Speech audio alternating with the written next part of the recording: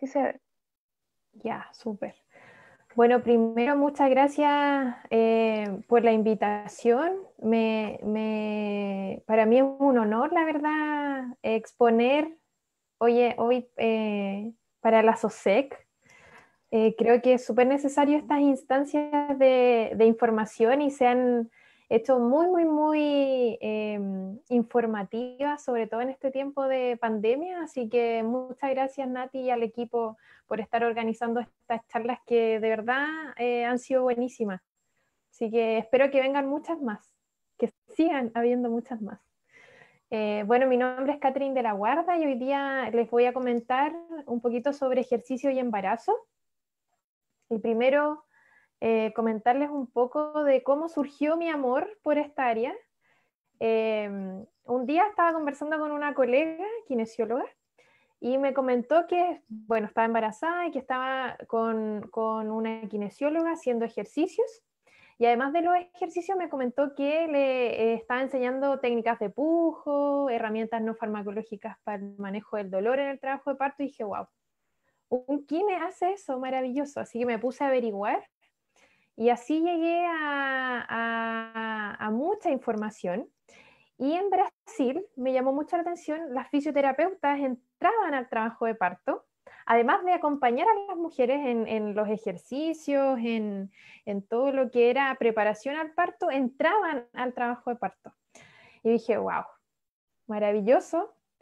Y empecé a buscar cómo formarme, dónde formarme. Y es así como mencionaba Natalia, me formé en Santiago, en la Universidad del Desarrollo, hice el diplomado en kinesiterapia en embarazo y posparto.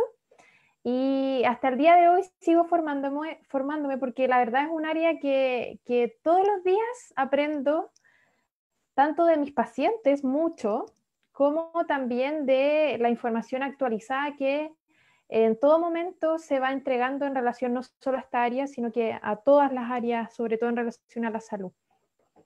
Y es así como me fui dando cuenta de este mito de que efectivamente el embarazo no era un momento en el que no se podía hacer ejercicio, un momento en el que la mujer tenía que estar acostada, sino que todo lo contrario, era un periodo maravilloso, parte del ciclo vital de la mujer, en donde se podían generar muchos cambios y hábitos de vida saludable. Y es así como creo que para poder hablar de ejercicio y embarazo, primero también tenemos que comprender los cambios que se producen en la gestación, que son un montón. Entonces, para poder llevar más a la práctica, porque por lo menos en la Universidad de Concepción, los chiquillos, yo sé que probablemente hay gente, estudiantes de otras universidades quizás conectados, ya han tenido un poco de cercanía en relación a todo esto de ejercicio y embarazo, ¿ya? Entonces, para que lo podamos llevar un poco a la práctica, les quiero presentar a Cristina. Cristina nos va a acompañar hoy día en toda la charla y vamos a conocerla, vamos a ver qué podríamos evaluar en Cristina y cómo podríamos diseñar un plan de tratamiento para Cristina. Entonces, Cristina, voy a achicar la pantalla. Cristina es una mujer de 30 años, G3P2A0. G3 es gestaciones, P es partos y A es abortos. Entonces ha tenido 3 gestaciones, partos 2 y ningún aborto. Y actualmente tiene 34 semanas de edad gestacional. Sana, durante todo su embarazo caminó a diario y ha realizado ejercicios en su casa que aprendió en internet. Hoy consulta porque ha tenido 2 partos vaginales normales y ahora quiere tener a su hija por parto natural. Ese es su principal motivo de consulta. Y relata tener escapes de orina mientras se ríe, mientras tose y mientras toma en brazos a su hijo menor que tiene 18 meses. Los escapes de orina se iniciaron a la semana 20 de gestación y relata ejercitar su piso pélvico cortando el chorro de la orina mientras está en el baño. Actualmente está teletrabajando, igual como muchos nosotros, por lo que pasa la mayor parte del día sentada. Además, sufre de dolor lumbar bilateral en la región L2-L5 desde antes de su embarazo actual y relata que desde que supo que estaba embarazada comenzó a utilizar faja para aliviar sus síntomas. El dolor lumbar es intenso en la mañana y va cediendo durante el día. Entonces, Cristina nos va a acompañar en toda esta charla y vamos a ver qué cambios se producen durante la gestación, qué cambios están produciéndose en este momento en Cristina. Entonces, vamos a hablar de los principales cambios a grandes rasgos, porque se producen un montón de cambios en este periodo. Primero comentarles que la gestación, según la Organización Mundial de la Salud, se divide en 3 trimestres, son 40 semanas promedio, porque el tiempo promedio son 40, pero debemos considerar que entre las 37 y las 42 semanas pueden nacer el bebé, ya, según la OMS. Y se divide en 3 trimestres, y es importante tenerlo claro porque vamos a hablar de trimestres durante la presentación, ¿ya? Primer trimestre es de la 1 a las 13 semanas de gestación, segundo trimestre desde las 14 a las 27 semanas de gestación, y el último trimestre desde las 28 a las 42 semanas de gestación. Cambios, muchos cambios. En el sistema cardiovascular aumenta el volumen total de sangre, el plasma sanguíneo también aumenta, los glóbulos rojos también se ven aumentados y el ritmo cardíaco aumenta también considerablemente durante la gestación. Y esto para promover el desarrollo normal del feto, ¿ya? En el sistema respiratorio también se producen cambios. Y voy a tratar de en esta presentación ir asociando estos cambios con la práctica, ¿ya? ¿Por qué debemos considerar estos cambios fisiológicos en la práctica, ya en el día a día o en relación al ejercicio? En el sistema respiratorio aumenta el consumo de oxígeno considerablemente. El diafragma asciende incluso 4 centímetros al final del último trimestre. Y esto es porque crece el útero, el diafragma que está arriba del útero se ve comprimido y por esta razón debe ascender para darle espacio al útero. Las costillas se van a abrir, va a aumentar por ende el ángulo subesternal y también aumenta la ventilación por minuto. Ya el patrón respiratorio es algo importante a evaluar en una mujer gestante. Y es súper simple, podemos colocar una manito en el tórax, otra manito en el abdomen y evaluar, paciente toma aire por nariz, bota por boca y evaluar qué manito se moviliza más. Es importante evaluar el patrón respiratorio. ¿Por qué? Porque si nosotros no movilizamos el diafragma, si no fomentamos que la paciente realice respiraciones diafragmáticas, ese diafragma puede generar puntos dolorosos y a largo plazo, muchas mujeres al final del último trimestre relatan dolor a nivel de las costillas, que está muchas veces asociado a esta poca movilidad diafragmática. En relación al sistema gastrointestinal, la mujer gestante va a estar más predispuesta a tener acidez, a tener reflujo, y esto quizás ustedes se preguntan por qué lo menciono, porque durante el ejercicio muchas mujeres van a relatar que están con reflujo. Y ciertas posiciones no las vamos a poder hacer porque la mujer gestante puede que sienta reflujo en ciertas posiciones durante los ejercicios. Van a estar con náuseas matutinas, sobre todo en el primer trimestre. La mujer gestante está más predispuesta a estar constipada y también a tener hemorroides. Y después vamos a ver esto de que la constipación puede ser un factor de riesgo importante a que tengan incontinencias de orina. Muchas mujeres tienen constipación y tienen pérdidas de orina, ¿ya? Más adelante vamos a ver qué rol cumplimos nosotros como kinesiólogos y kinesiólogas en la educación en estas pacientes. Entonces pensemos un poco en Cristina. Cristina tiene una incontinencia de orina, entonces probablemente le vamos a preguntar si ha sufrido de constipación, porque después les voy a comentar por qué la constipación está asociada a pérdidas de orina. En el sistema reproductor se generan importantes cambios también. Hay unas contracciones que se llaman contracciones de Braxton-Hicks o contracciones de preparación. ¿Por qué lo menciono? Porque durante el ejercicio hay muchas mujeres que sienten contracciones y estas contracciones se denominan contracciones de preparación o de práctica. Ya estas contracciones uterinas no van a generar modificación en el cuello del útero. Ya imaginemos que este es el útero, ¿ya? La contracción de Braxton-Hicks hace esto. a diferencia de la contracción de trabajo de parto que va efectivamente a generar una modificación en el cuello uterino. Ya esa es la diferencia entre una contracción y otra.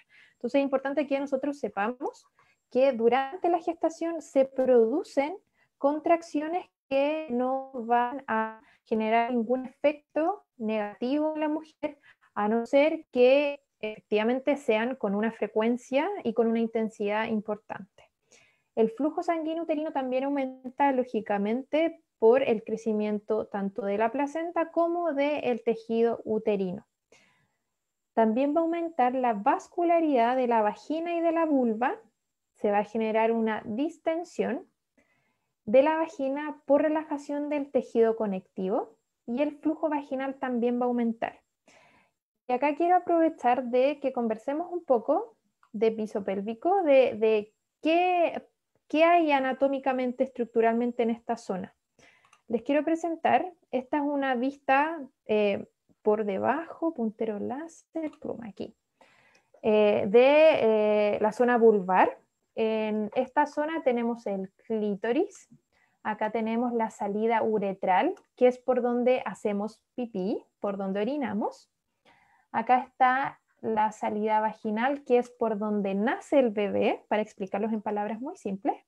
Acá está el ano, ¿cierto? Por donde se eliminan las heces. Y entre la vagina y entre el ano está el periné, o también denominado núcleo central del periné. ¿Ya?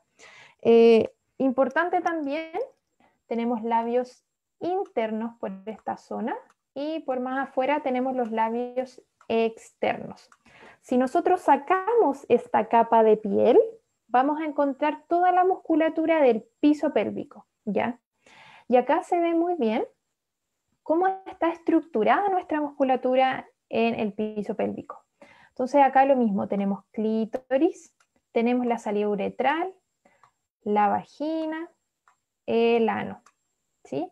Acá está el núcleo central del periné, que es donde confluye toda la musculatura del piso pélvico. Ya en general, cuando hablamos de masaje perineal, que esto es un poco más específico, hablamos de el estiramiento o el trabajo de puntos de dolor, puntos gatillos en esta zona, en el núcleo central del periné, que es la zona que se distiende cuando la cabecita del bebé está saliendo por el piso pélvico. Porque recordemos que el piso pélvico es la puerta de salida del bebé en el parto, ¿ya? Y esta es la zona que más se distiende, el puntero láser rojo no me acompaña mucho, amarillo. Esta es la zona que más se distiende cuando la cabecita del bebé ya está coronando en el piso pélvico. Además, lógicamente, la vejiga va a ser desplazada por el útero. ¿Por qué? Veamos esta imagen. Acá tenemos, bueno, esto es por anterior, por posterior. Acá tenemos el pubis, este es el pubis. Acá tenemos el sacrocoxis. Y acá tenemos todo lo que es vísceras abdominales, ¿ya? Acá tenemos la vejiga, que es donde está contenida la orina. Voy a marcarlo, vejiga. Acá tenemos el útero. Acá tenemos el recto. Y tenemos tres salidas. Tenemos la salida uretral, tenemos la salida del canal vaginal y tenemos la salida del ano, ¿ya? Durante la gestación el útero crece, crece, crece, crece, crece, crece y comprime la vejiga. Por eso muchas mujeres durante la gestación tienen muchas más ganas de orinar producto de esta presión en la vejiga. Pero ojo, que no es normal tener pérdidas de orina. Recuerden que Cristina, como veíamos en el caso al comienzo, tiene pérdidas de orina. Entonces ya tenemos algo que tenemos que tratar en esta usuaria, ¿ya? Acá les quiero mostrar que el piso pélvico va en toda esta zona inferior, desde el pubis hacia el coxis, y muchas lesiones de fracturas, por ejemplo, del coxis, a largo plazo pueden generar disfunciones de piso pélvico, ¿ya? porque esta musculatura se inserta en el coxis. Entonces el piso pélvico va a ser atravesado por distintas salidas, la salida uretral, vaginal y el canal, el ano, y es sumamente importante entender que el piso pélvico es como una camita que está sosteniendo las vísceras abdominales y que durante la gestación está sosteniendo también el peso del bebé. Entonces es muy importante que comprendamos que la contracción del piso pélvico va a sostener todas las vísceras pélvicas, como se ve en esta imagen. Piso pélvico relajado, piso pélvico contraído. Vamos a ver más adelante que una intervención importante a realizar en Cristina es la activación del suelo pélvico. Ahora vamos a ver las adaptaciones musculoesqueléticas, ¿ya? Vamos a tener dos cambios principalmente, tanto mecánicos como hormonales. Mecánicamente, y es lo que vamos a observar en una mujer gestante, va a crecer el útero, ¿ya? Este crecimiento del útero va a generar que la mujer, su centro de gravedad se desplace hacia adelante y por ende la curvatura lumbar, como dice acá, aumente la lordosis lumbar. Esto puede generar una anteversión pélvica, va del mismo modo a generar sobrecarga en la columna lumbar y esto puede generar compresión del disco intervertebral y dolor. Además, como crece el útero, ¿escucha alguien por ahí? Como crece el útero, cualquier duda me pueden ir interrumpiendo, yo no tengo ningún problema. Yo no veo el chat, pero cualquier cosa me van diciendo. Como crece el útero, también se distiende la musculatura abdominal y esto es sumamente importante evaluarlo. ¿Qué está pasando con los rectos del abdomen en una mujer gestante? Porque si tenemos que hay distensión de la musculatura abdominal, va a haber menor capacidad de contracción y soporte de la zona abdominal. Y eso podría generar mayor sobrecarga en la columna lumbar. Y les va a quedar un poquito más claro en una imagen. Entonces, el crecimiento uterino, nada que hacer con el crecimiento uterino, ¿ya? Sí es importante, obviamente, educar en relación al control del peso y muchas veces me preguntan cuánto se debe subir en el embarazo y es súper variable, porque si una mujer se embaraza con un sobrepeso, es muy distinto a una mujer que se embaraza con un IMC normal, ¿ya? La cantidad de peso que uno suba en la gestación va a ir directamente relacionado a con cuánto peso yo me embaracé. La distensión de la musculatura abdominal es sumamente importante comprenderla y acá no solo lo quiero asociar al embarazo, sino que lo quiero extrapolar también a otras áreas, ¿ya? Primero, contextualicemos. Esta es la musculatura de los rectos abdominales, ¿cierto? Tenemos recto abdominal a un lado, al otro lado. Esto normal. Primera imagen normal, ¿sí? Le puedo colocar aquí una N y una P de patológico. Entonces, en estado normal, ya, la musculatura de los rectos abdominales están unidos a través de la línea alfa. Cuando la mujer está embarazada, producto del crecimiento uterino, puede que los rectos abdominales se separen. Digo puede que porque es normal la separación de los rectos abdominales en el último trimestre en general. Muchas veces pasa que tú evalúas a una paciente que tiene 15 semanas y ya tiene diástasis abdominal. Ahí hay que poner ojo, porque el útero no ha crecido tanto, la pared abdominal no ha crecido tanto y ya hay separación de los rectos abdominales. ¿Por qué es importante esto de la diástasis abdominal? Porque la musculatura de los rectos abdominales va a estar encargada de la transmisión de fuerzas que se realiza desde el tronco hacia las extremidades inferiores. Entonces, si tenemos una separación de los rectos abdominales, va a estar influyendo en esta transmisión de fuerzas. ¿Por qué digo que no es solo relacionado a la gestación? Porque hay pacientes, por ejemplo, con obesidad que pueden tener diástasis abdominal y que, por ejemplo, tenemos pacientes obesos que van a consultarnos porque tienen dolores lumbares y jamás evaluamos diástasis abdominal.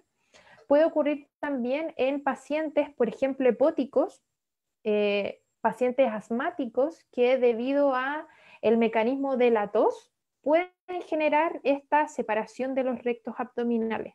¿Y por qué? Porque cada vez que yo toso, genero una presión intraabdominal que aumenta, y este aumento de presión puede ir generando separación de los rectos abdominales.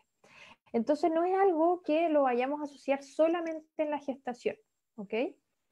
¿Qué otros cambios se producen? Revisamos recién los cambios mecánicos, ahora vamos a ver los cambios hormonales.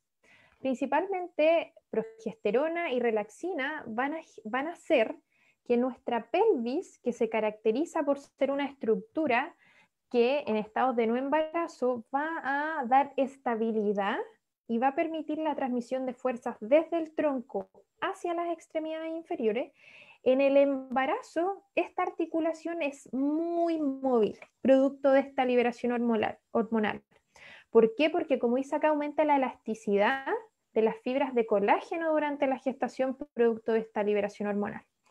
Entonces, articulaciones que eran muy poco móviles, ahora tienen mucha movilidad. Y hagamos un recordatorio acá, en la imagen. Tenemos en esta zona, en la imagen que está abajo, articulación sacroiliaca a un lado. Al otro lado tenemos la articulación de la sínfisis del pubis, ¿cierto? Que nos da estas temidas pubalgias en el embarazo.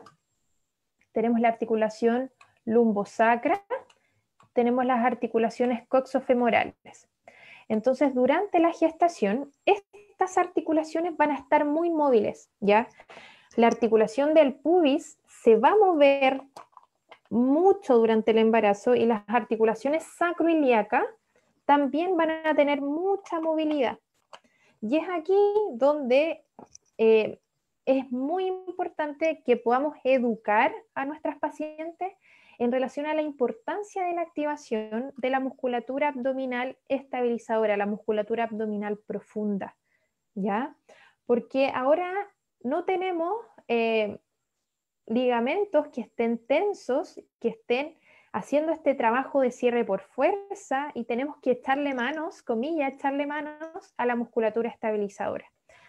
Entonces es importante que consideremos estos dos cambios que se producen durante la gestación y que van a predisponer a la mujer gestante a tener molestias, pero jamás debemos normalizar las molestias musculares, ¿ya? Tenemos que sacarnos de nuestra mente esta idea de que embarazo es sinónimo de enfermedad, embarazo es sinónimo de estar acostada en un movimiento, a hacer todo, a que no se agacha a ponerse las zapatillas, no, eso sacarlo de la mente. Entonces nos preguntamos, ¿qué vamos a hacer con Cristina?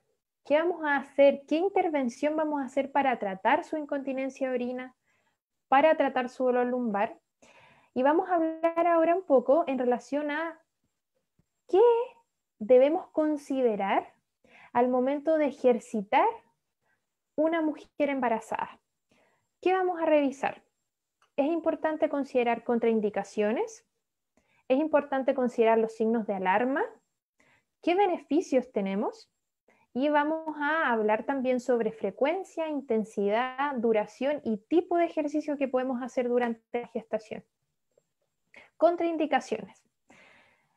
Hay contraindicaciones relativas y absolutas. Absoluta es cuando efectivamente no podemos hacer ejercicio con esta mujer y relativa es cuando ponemos en una balanza los beneficios, los pros y los contras de hacer ejercicio.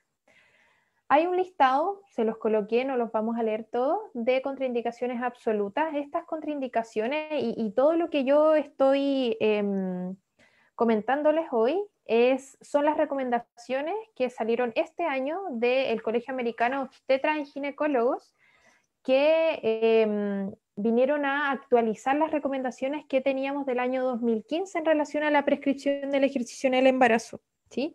Entonces, como contraindicaciones absolutas, encontramos cervix incompetente o cerclaje. ¿Qué es el cervix? El cervix es el cuello uterino, que imaginemos que este es el útero, este es el cuello uterino, y este cuello uterino está soportando, está cerrando esta cavidad para que el bebé no salga hacia abajo. Entonces, cuando tenemos un cuello del útero que no es capaz de cerrar, efectivamente, no podemos hacer ejercicio en esta mujer gestante. gestaciones múltiples en riesgo de parto prematuro, preeclampsia, hipertensión no controlada, placenta previa. Esto siempre lo debemos preguntar. Y yo lo pregunto uno por uno a todas las pacientes, porque es importante que consideremos si es que tienen alguna contraindicación. Primero es importante que cuando comencemos a hacer ejercicio con una mujer gestante, siempre deba tener la autorización de su médico, ¿ya? Pero a pesar de tener la autorización, nosotros no debemos dejar de preguntar cada uno de estos puntos para efectivamente asegurarnos que no hay ninguna limitación y no vamos a tener ningún problema en la realización de ejercicio. Como contraindicaciones relativas, por ejemplo, historial de abortos o partos prematuros.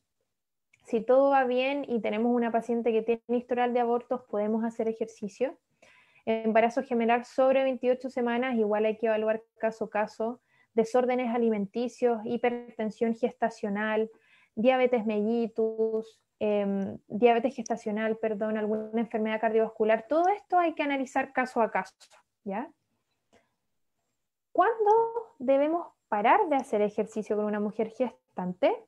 Tenemos distintos signos de alarma a considerar y acá sí o sí debemos detener la práctica de actividad física.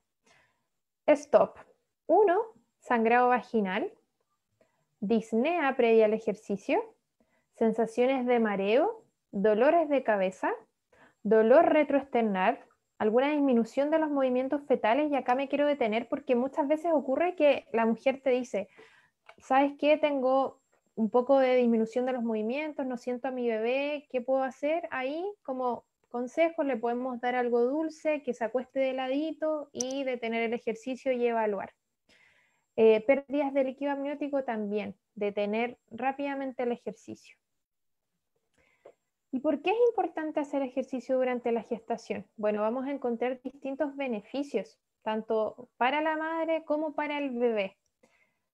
1. Vamos a mejorar la función cardiovascular en la mujer gestante. Vamos a ayudar al control del peso, y si ayudamos al control del peso, vamos a también disminuir la probabilidad de molestias musculoesqueléticas. Vamos a disminuir la probabilidad de sufrir calambres y edemas, que también son usuales en el embarazo, pero no debemos normalizarlos. Va a disminuir el riesgo de padecer diabetes gestacional e hipertensión. Va a mejorar el nivel energético, va a ayudar a la autoestima y el ánimo, que también son elementos súper importantes a considerar durante la gestación, el tema emocional, porque también hemos hablado de todo lo que ocurre físicamente, pero hay un componente emocional, un componente de cambios a nivel cerebral que se producen en la mujer que también es muy relevante considerar. Vamos a también, y se ha estudiado, disminuir el tiempo en el trabajo de parto. Vamos a disminuir la necesidad de intervenciones obstétricas, y cuando hablo de intervenciones obstétricas me refiero a, por ejemplo, cesáreas, por ejemplo, uso de forceps, uso de episiotomía. La episiotomía es este corte que se hace a nivel del piso pélvico, que se debe hacer hacia el lado. Antiguamente se hacía hacia el ano y se dieron cuenta que esto generaba más disfunciones a largo plazo, pero es algo que no se debe hacer de rutina. Uso de oxitocina sintética y un sinfín de intervenciones que gracias al ejercicio se van a ver disminuidas. Vamos a también a permitir una mejor, lógicamente, recuperación postparto. También se han estudiado beneficios fetales, beneficios para el bebé. Vamos a encontrar que hay un mejor desarrollo psicomotor del feto, y se han observado también beneficios en los perfiles de humor. Los bebés de madres que hicieron ejercicios son bebés que, por ejemplo, van a dormir con ruido, con luz, van a tener una mejor también tolerancia a estímulos externos. Entonces, el ejercicio es maravilloso tanto para la madre como para el bebé. Hablemos un poco en relación a la frecuencia, a la intensidad, cuánto tiempo, cuánto debe durar cada sesión y qué tipo de ejercicio vamos a ir haciendo. Y pensemos en Cristina, en nuestra paciente que está con incontinencia de orina, que está con dolor lumbar, y pensemos en qué intervención podríamos hacer en ella. En relación a qué debemos considerar antes de realizar ejercicio en una mujer gestante, primero una evaluación individual, siempre, gestante, no gestante, hombre, mujer, niño, adulto, etc. Siempre una evaluación individual, porque el ejercicio no es una receta de cocina. Es importante que cada paciente, cada mujer es distinta, ¿ya? Por ende, es relevante evaluar cada elemento. Debemos evaluar y analizar qué objetivos debemos trabajar con cada una de las mujeres, porque muchas veces decimos, ok, tiene 20 semanas, haga esto, tiene 34 semanas, haga esto. Es muy distinto una mujer previamente activa, por ejemplo, con las mismas semanas, una mujer previamente sedentaria. Entonces aquí podemos utilizar el cuestionario PARMED X for Pregnancy, que se los voy a mostrar a continuación. Y lo que estábamos viendo en antepreguntarnos, ¿tiene contraindicaciones relativas o absolutas para la realización del ejercicio? ¿Qué edad gestacional tiene esta mujer con la que vamos a hacer ejercicio? Se recomienda comenzar la práctica de ejercicio físico desde las 12 semanas de gestación. Y una pregunta usual es, ¿hasta qué semana la mujer puede hacer ejercicio? No hay límite.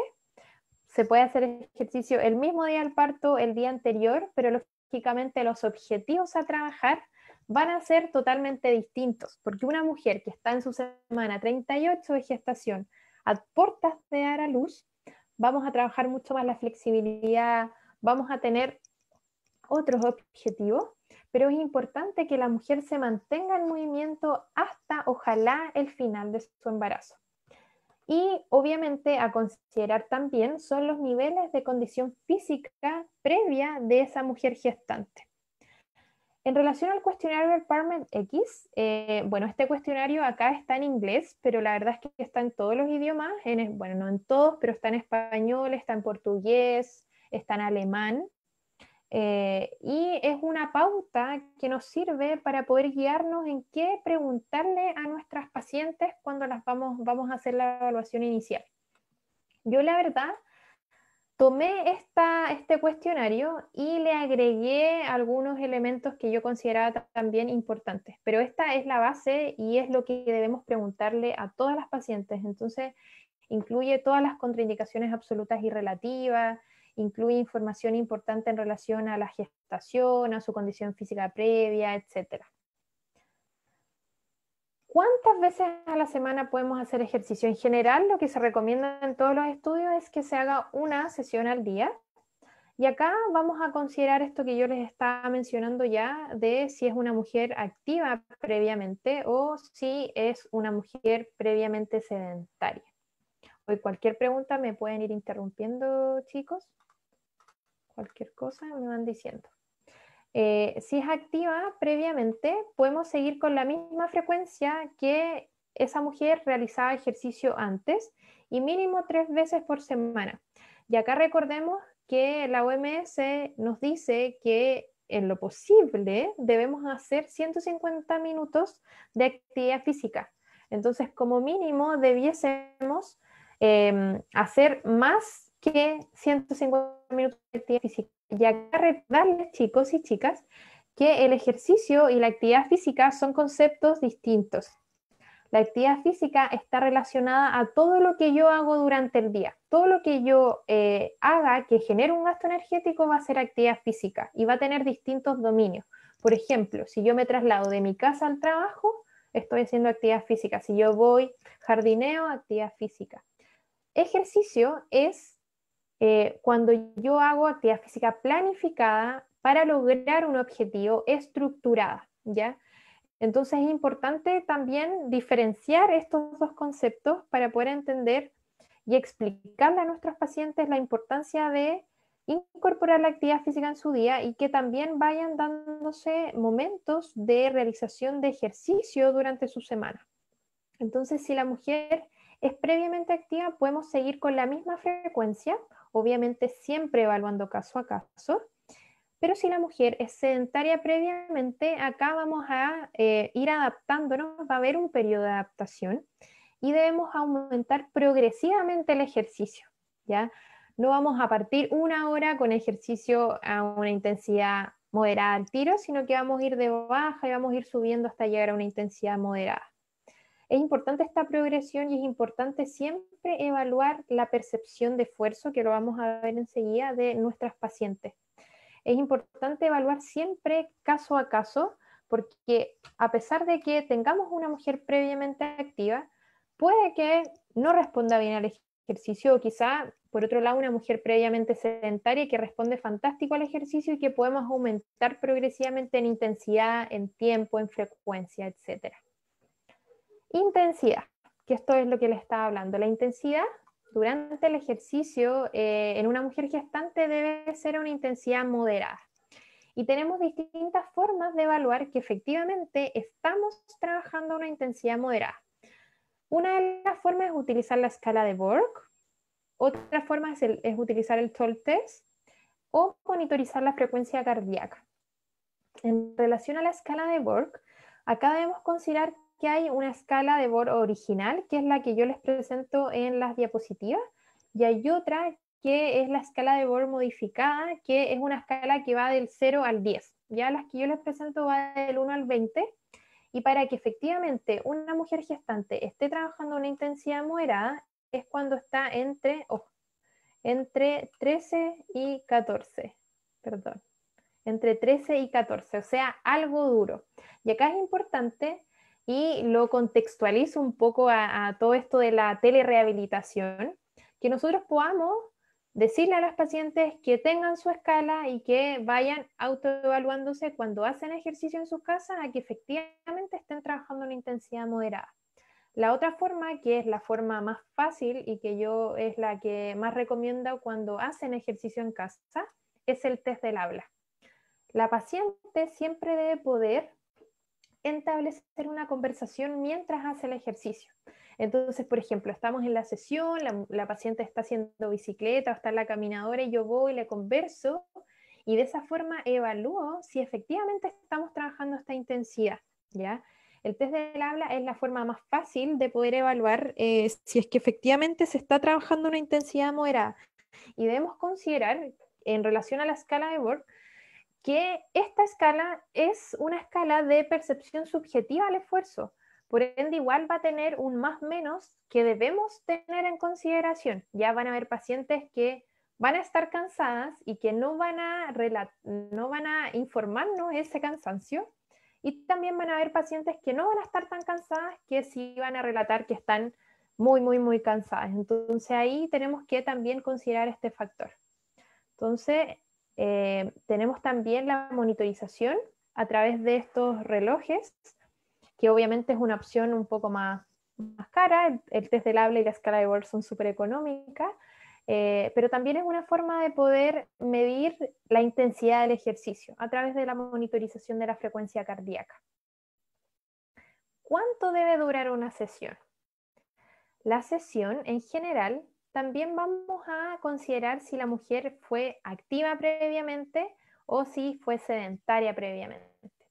Si fue activa previamente, en general podemos trabajar 1 hora, y si fue sedentaria, se recomienda que comencemos con sesiones de 30 minutos y que progresivamente vayamos aumentando la progresión del ejercicio. Y es importante este concepto de progresión, ya no solo en la duración, sino que también en el tipo de ejercicio, que es lo que vamos a revisar ahora. Primero, ¿qué no debemos hacer en una mujer gestante? 1, ejercicios de alta intensidad. ¿Por qué? Porque las recomendaciones del Colegio Americano de Obstetra y Ginecólogos nos dicen que debemos trabajar a una intensidad moderada, ¿ok? Debemos evitar los ejercicios de impacto. Cuando nosotros hacemos ejercicios de impacto, vamos a estar generando presión a nivel abdominal, y esto va a estar generando golpes a nivel del piso pélvico. Después se los voy a mostrar con una imagen. Yo digo golpes, comillas, golpes, pero estamos generando presión hacia nuestro suelo pélvico, y eso a futuro lo puede dañar. ¿Qué otra cosa no debemos hacer? Ejercicios en condiciones extremas, o sea, en un ambiente con mucho calor, con mucha humedad. Y obviamente ejercicios que puedan provocar algún riesgo físico, o sea, ejercicios con alto riesgo de caída, por ejemplo, no vamos a jugar un partido de básquet o un partido de vóley porque entendemos que hay riesgo de algún golpe, alguna caída, etc. ¿Qué debemos hacer? ¿Qué podemos hacer? Podemos hacer muchas cosas en una mujer gestante. Podemos trabajar ejercicio cardiovascular, caminata, natación, baile. También podemos trabajar ejercicio de fuerza, lógicamente evaluando el caso a caso, porque como nos dimos cuenta, quizás en Cristina, que es nuestra paciente de hoy, quizás no trabajemos fuerza o quizás tengamos ciertas consideraciones en el trabajo de fuerza. Y también, obviamente, vamos a incorporar y podemos incorporar ejercicios de estiramiento, de relajación, que son muy necesarios, sobre todo en estos contextos de pandemia, de coronavirus, en el que la mujer gestante está más ansiosa, ¿ya? Entonces, pensemos en nuestro caso clínico, retomemos nuestro caso clínico. Tenemos a Cristina y yo destaqué algunas cosas importantes acá. Tenemos a Cristina que, ok, tiene 34 semanas, ya está a un pasito de tener su parto, que tiene escapes de orina, que está ejercitando su piso pélvico, cortando el chorrito de la orina mientras está en el baño, y que además tiene dolor lumbar, y que para ese dolor lumbar está usando faja abdominal para aliviar sus síntomas. Entonces, ¿qué vamos a hacer? ¿Trabajamos fuerza o no? Es importante, como yo les he ido mencionando, que el trabajo de fuerza va a generar un aumento de la presión intraabdominal. ¿Qué quiere decir esto? Si nosotros, por ejemplo, estamos trabajando con una mancuerna de 20 kilos y estamos levantando esta mancuerna y cada vez que la levantamos, retenemos la respiración, hacemos una apnea, vamos a generar un aumento de la presión intraabdominal, ¿ya? Y esa presión, ¿qué hace? Genera presión hacia nuestro suelo pélvico, hacia nuestro piso pélvico y a largo plazo lo puede dañar.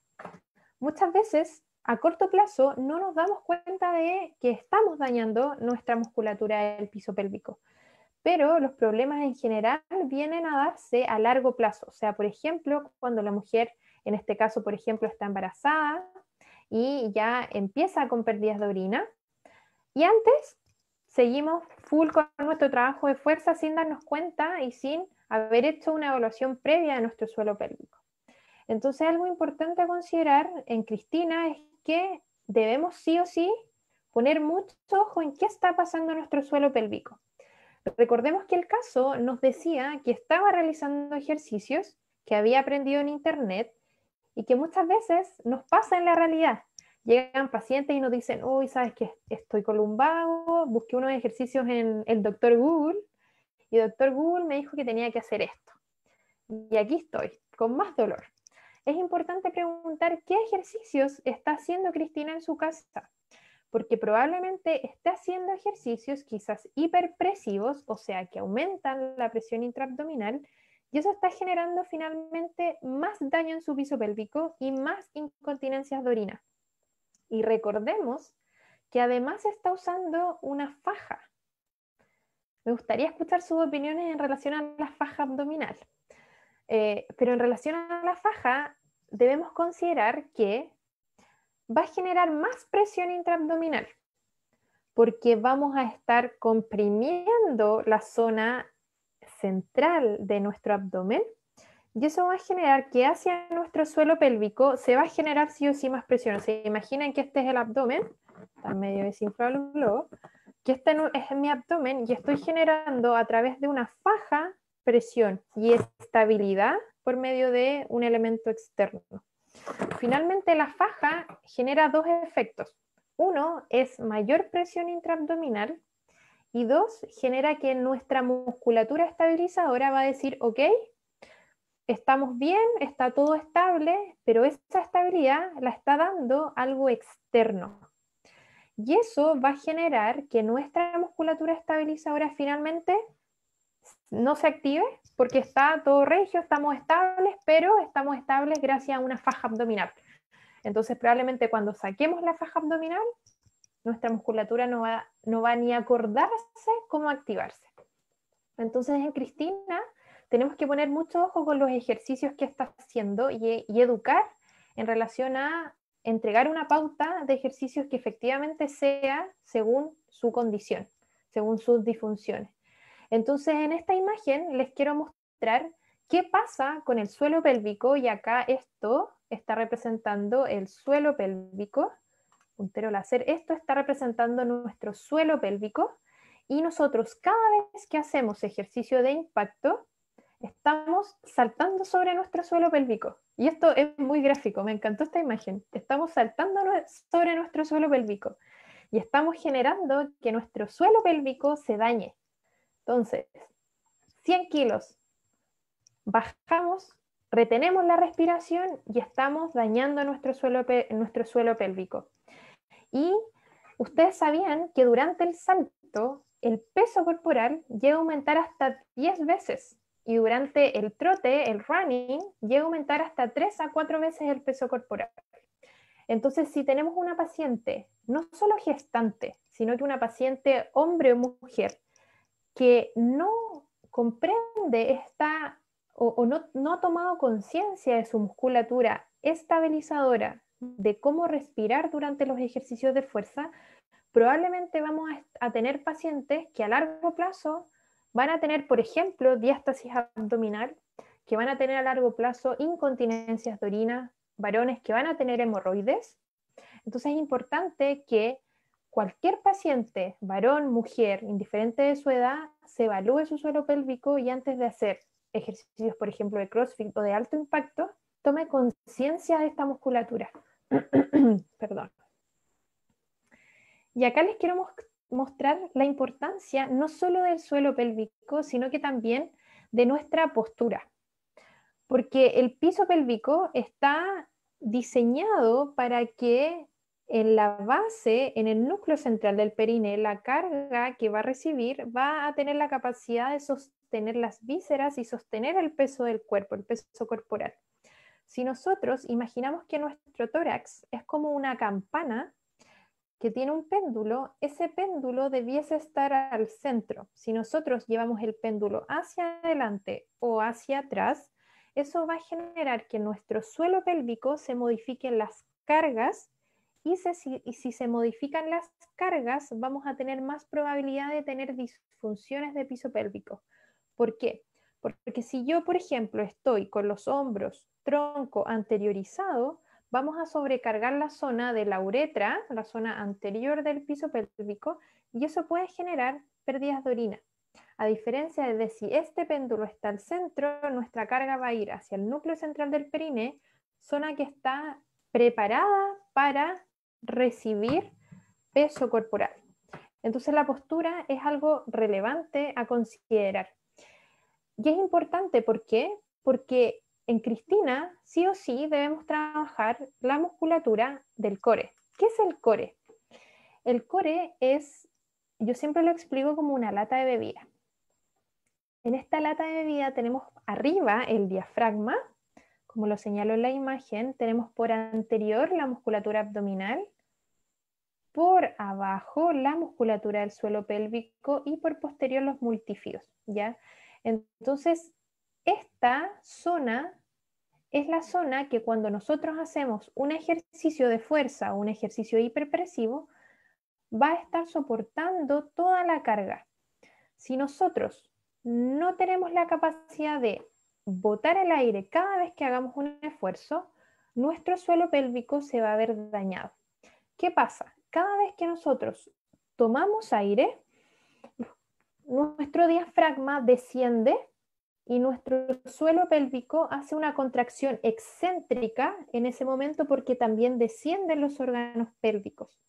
Y al momento de hacer una inspiración, de tomar aire, nuestro diafragma asciende y nuestro suelo pélvico hace una contracción concéntrica. Entonces lo vemos en esta imagen. Además de poner mucho ojo en nuestra paciente en la activación del suelo pélvico, también es de mucha importancia la activación del transverso del abdomen. El transverso del abdomen es un músculo que está por profundo. Veo que están escribiendo en el chat. Pregunta. Ya, al tiro. Al tiro respondo, chiquillos. El diafragma, perdón, el transverso del abdomen es un músculo que está por profundo, que están los rectos abdominales, tenemos los oblicuos y bajo esta musculatura tenemos la musculatura del transverso del abdomen. Esta musculatura va a estar... ¿Qué pasó? ¿Se dejó de compartir?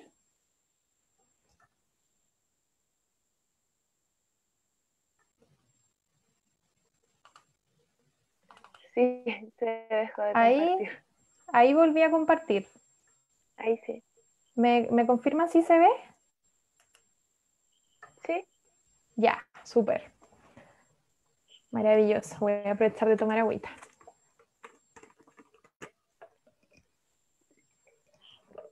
Entonces, la musculatura del transverso abdominal es una musculatura que está por profundo y que no solo en la mujer gestante es importante trabajar, sino que en todos y todas debiésemos tomar conciencia de esta musculatura profunda. El transverso del abdomen es un músculo que se va a activar con la expiración. Nosotros vamos a tomar aire, botamos el aire y cada vez que botemos el aire vamos a hacer la sensación de llevar el ombligo hacia la espalda. O también podemos decirle a nuestras pacientes que es la sensación como de colocarse un jeans y que el botón no nos abrocha, no nos cierra.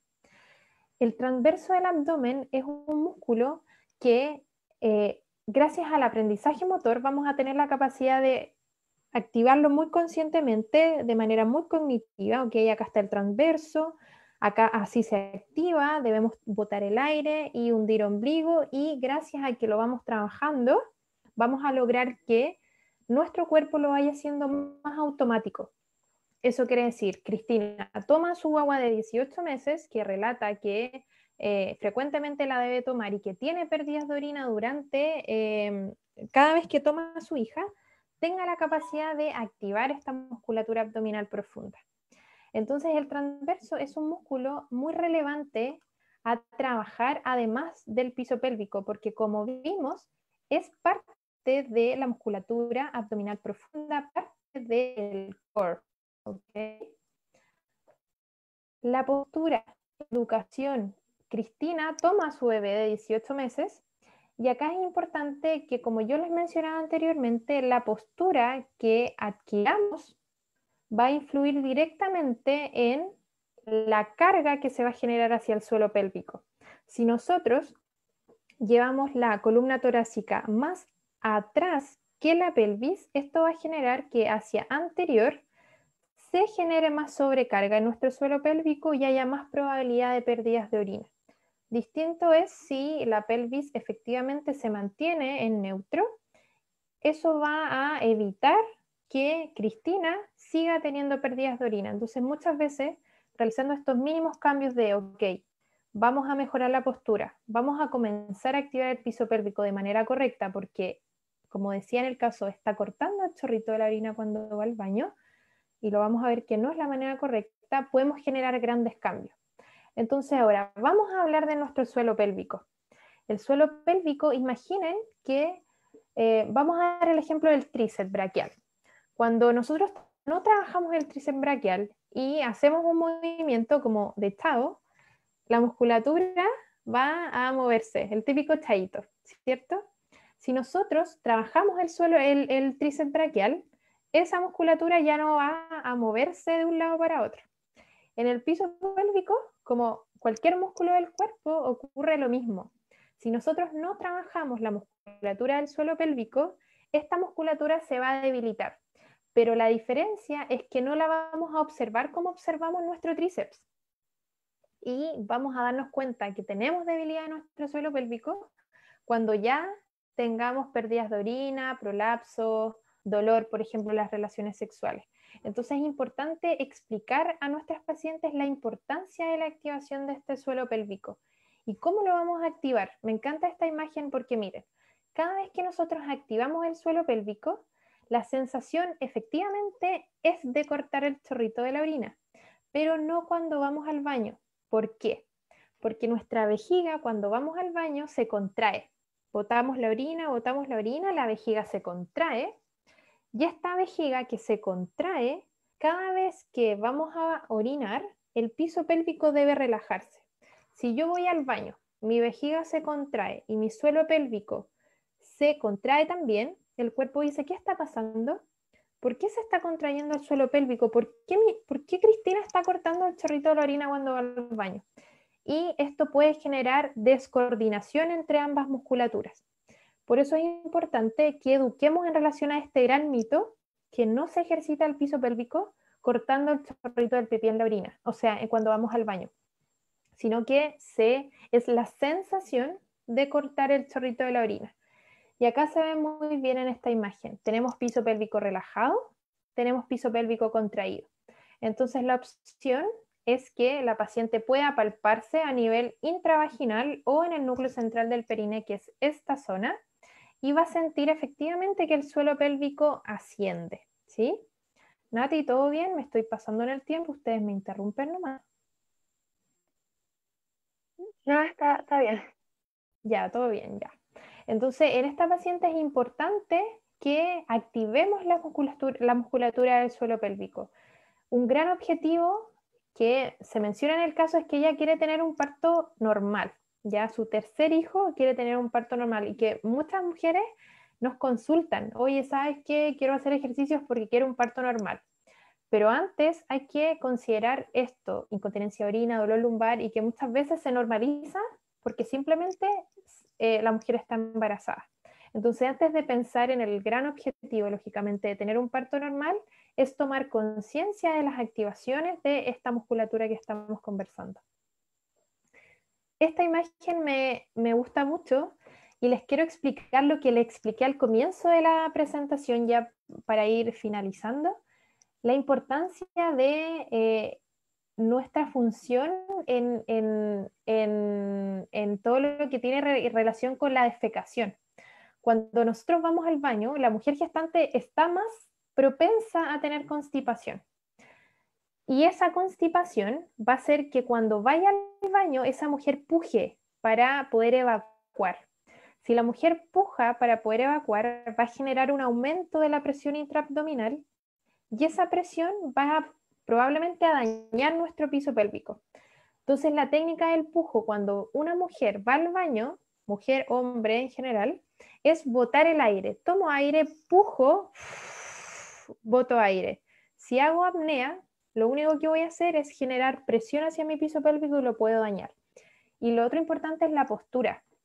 Cada vez que yo voy al baño, debo sentarme con las más arriba de las caderas, porque si se dan cuenta en esta imagen, la musculatura que está alrededor del recto se va a relajar y va a permitir que la evacuación sea mucho más fácil. Entonces, algo importante a consultarle a Cristina es si es que ha estado constipada y cómo está evacuando, si es que efectivamente está pujando cuando va al baño. Y nos preguntamos, ¿ejercicio y embarazo son compatibles? Efectivamente sí, son compatibles. Y como nos damos cuenta, en Cristina vamos a tener mucho más consideraciones porque tenemos disfunciones de piso pélvico, tenemos dolor lumbar.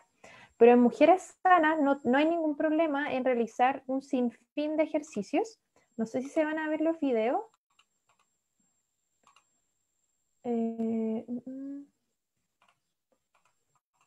Nati, ¿se ve?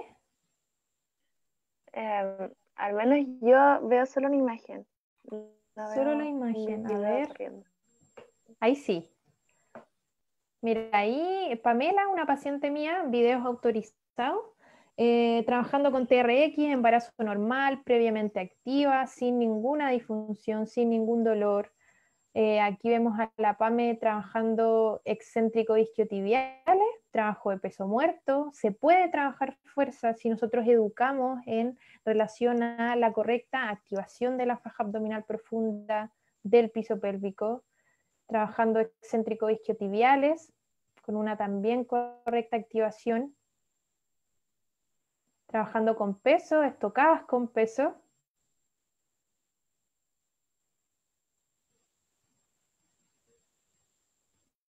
Trabajando con balón excéntrico de la musculatura abdominal sin ningún problema.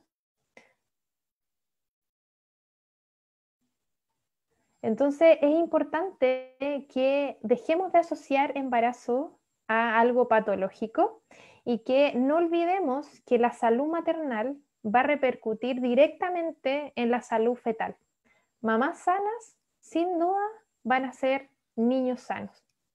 Así que eso, muchas gracias. Espero en este ratito haber podido abarcar lo que es ejercicio en embarazo y quise relacionarlo con Cristina, este caso clínico, para que a ustedes igual les pueda quedar mucho más claro cómo llevar toda esta teoría a la práctica. Muchas gracias por la charla. Y no sé si quieres que yo vaya leyendo las preguntas. Sí. Ya. La primera pregunta dice, ¿por qué se recomienda realizar ejercicio a partir de la semana 12? ¿Qué puede suceder si, por ejemplo, una mujer que se encuentra embarazada no está enterada y realiza ejercicio? Ya, gracias Felipe por la pregunta. Mira, en general se recomienda desde la semana 12 porque antes hay un riesgo alto de pérdidas del bebé. Entonces, para evitar que la mujer asocie el ejercicio a la pérdida, se recomienda comenzar desde la semana 12. Ahora, si sucede que la mujer no sabía que estaba embarazada, quizá muchas veces pasa que nunca se enteran, pero si obviamente está informada de su embarazo, se debe comenzar desde la semana 12. Pero esto no quiere decir que previo a la semana 12 no podamos realizar activación de piso pélvico, activación de transverso del abdomen, eso sí se puede comenzar a hacer, ¿ya? Pero en general, si es una mujer previamente activa, no hay ningún problema en que continúe con sus rutinas de ejercicio. Esto lógicamente previo a una evaluación. Eh, pero es importante por seguridad comenzar desde la semana 12. Pero la verdad es que hay muchas mujeres deportistas que están embarazadas y toda su gestación continúan con su rutina de ejercicio, incluso el primer trimestre. Gracias. Otra pregunta de Camila dice, ¿hay algún límite de kilos para levantar durante el embarazo? Camila, gracias por la pregunta. La verdad es que no hay un límite de kilos porque va a depender de finalmente la condición de cada una. O sea, yo he tenido pacientes embarazadas previamente activas, deportistas, que he trabajado levantando 20 kilos y versus otras pacientes que trabajo con 5 kilos. Es muy variable. También es importante evaluar efectivamente si durante el trabajo de fuerza activa su piso pélvico, porque muchas veces hablamos de la teoría de la activación y de la importancia de cortar el chorrito de la orina cuando hacemos ejercicio, pero nunca lo evaluamos. Y hay un gran porcentaje de mujeres que cuando activan el suelo pélvico, en vez de contraer, en el fondo, contraer que suba el piso pélvico hace un pujo, la mujer hace un pujo en vez de contraer. Y eso finalmente hace el efecto contrario al que buscamos. Entonces, igual es importante evaluar, palpar si efectivamente la mujer hace la activación. Y esto se puede hacer a través de electrodos intracavitarios y evaluar si efectivamente activa su piso pélvico. Por ejemplo, hay bailarinas de ballet que es sumamente importante la activación de esta musculatura, que tú puedes evaluarlo a través de un biofeedback. Lo evalúa y determina si efectivamente se activa la musculatura del piso pélvico. Pero no hay un límite de kilos, Camila. La otra pregunta de Felipe, ¿cuál sería la forma de entrenar el piso pélvico de un hombre? ¿Habría alguna variación con respecto a la mujer cuando no está embarazada? No, la verdad es que no. El hombre, qué buena pregunta, Felipe, también debiese activar su piso pélvico. Es súper importante. Yo creo que todos, mujeres y hombres, evaluemos esta musculatura. Yo creo que se prevendrían muchas disfunciones periperineales.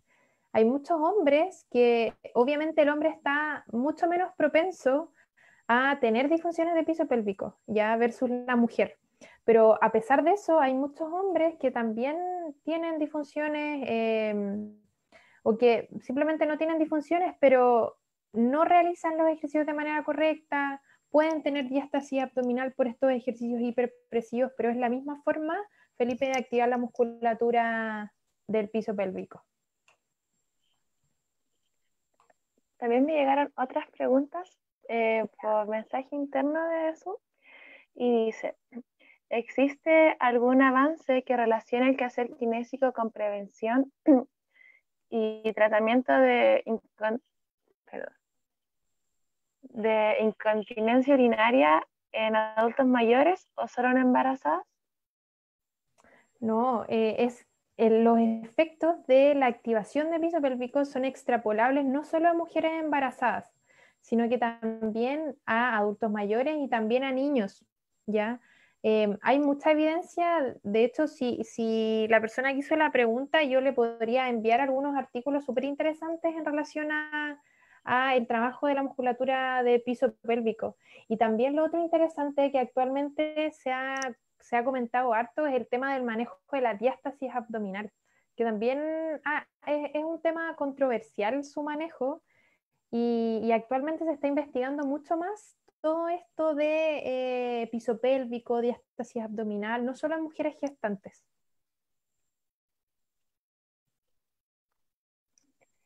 Y otra pregunta, la misma persona, es ¿cómo se evalúa el piso pélvico? Súper. Bueno, se puede evaluar primero, por ejemplo, en estos contextos de pandemia, yo siempre les solicito a las pacientes que se autoevalúen, ¿ya? Entonces, una opción es que puedan palpar entre vagina y ano, el núcleo central del perineo, colocar 2 traveses de dedo y evaluar si efectivamente la musculatura del suelo pélvico sube, se contrae. Diferenciar si es que la musculatura se contrae o si puja, si va hacia afuera. Súper importante. Y acá la postura en el que lo evaluamos es relevante. ¿Por qué? Si nosotros evaluamos el suelo pélvico sentadas, cuando palpamos la musculatura, es más difícil sentir si efectivamente se está contrayendo. ¿Por qué? Imaginen que es primera vez que trabajamos el bíceps y le ponemos 100 kilos al brazo. Y trabajamos bíceps y nos cuesta trabajar bíceps. Si es primera vez que lo trabajamos, probablemente lo vamos a trabajar sin peso.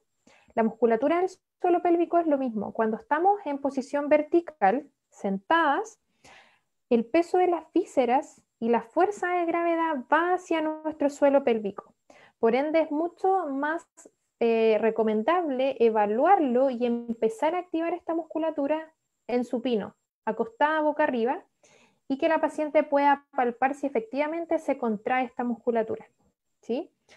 En la práctica clínica hay distintas escalas, que quizás eso podría ser tema para otra charla, hay distintas escalas para evaluar piso pélvico, ¿ya? No solo debemos evaluar que se contraiga, sino que también debemos evaluar cuánto puede contraerse al máximo esta musculatura, debemos evaluar cuánto tiempo puede mantener una contracción máxima. Entonces, hay distintas formas de poder evaluarlo a través de escalas y además no solo relacionar que cuando tenemos una mujer con incontinencia de orina, debemos solo enfocarnos en evaluar el piso pélvico. No, nosotros debemos además evaluar la musculatura abdominal, evaluar el patrón respiratorio, evaluar si hay puntos gatillos, por ejemplo, a nivel diafragmático, evaluar la postura, evaluar sus hábitos, y esto con asterisco, es sumamente importante, los hábitos. ¿Cuándo va al baño puja? ¿Qué actividad o qué ejercicio hace en su día a día? ¿Pasa la mayor parte del tiempo sentada? Entonces, cuando uno dice evaluación de piso pélvico, va más allá a solo enfocarse en esta musculatura. Y eso es súper importante tenerlo también, Nati, en consideración. Eran esas las preguntas. También están los comentarios de agradecimiento de Yesenia. Gracias, demasiado explicativa la presentación, muy bien resumida para hacer un gran tema. Gracias por la charla. Y otro dice, me pareció muy interesante poder llevar los conocimientos a un caso clínico, que nosotros nos vemos mucho en pasantía en las clases. Muchas gracias. también como sociedad científica nos sumamos a los agradecimientos por la charla y también a todos los asistentes por ingresar. Súper, gracias Nati. Bueno, como dije en un primer comienzo, creo que es importante generar esta instancia y hablar más de piso pélvico, hablar más de gestación, hablar más de estos temas tabú, quizás que yo considero que cuando hablamos de piso pélvico es como un tema ajeno y es súper importante que nosotros como profesionales del movimiento conozcamos la importancia de nuestro suelo pélvico, de activar nuestro suelo pélvico, de conocernos nosotros mismos también. Entonces, agradecidísima cuando quieran en otra oportunidad y vamos a tratar poco a poquito de ir incorporando cada vez más estos temas al pregrado y por qué no en un futuro también poder ver pacientes, mujeres embarazadas o mujeres con alguna disfunción del suelo pélvico. Así que nada más que agradecer y los felicito por generar estas instancias informativas. Muchas gracias. Gracias. Chao a todos los asistentes, gracias por venir. Hasta luego.